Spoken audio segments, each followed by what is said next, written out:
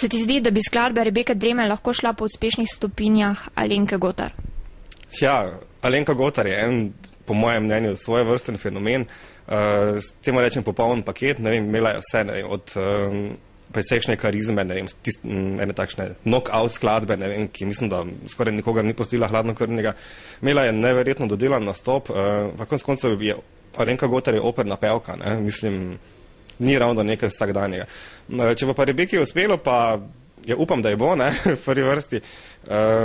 Njena skladba je precej en takšen evropski mainstream pop, upam, da se je bo uspelo malo prebiti iz povprečja, no. Mislim, imam kar dober občutek, če pa ne, pa tudi se ne bo svet porušil konec koncev, ne. Z Emo zmeraj povezujemo tudi škandale. Sam si se Eme tudi udeležil. Se je zgodilo kaj zanimivega? Včasih je na Emi že škandal, samo to, da škandala ni, ne. Zdaj škandala, ne vem, v smislu tega, da bi nekdo nekoga pretepel ali pa da bi se, ne vem, dve pevke zlasali, ni bilo. Recimo zapomnil pa sem si zdaj se veliko piše o tem, da recimo, da so pred hodom na nacionalno televizijo odslovili Damjana Murka in njegova spremljevalko, ki sta imela neveljavno akreditacijo ali nekaj takega. O tem nisem preslišal, recimo med nastopom skupine Langa, je tako v zadnji vrsti za mano en novinar svoje spremljevalki rekel, daj pazi na torbico, ne, ker se mi je zdelo čisto malo žaljivo sicer.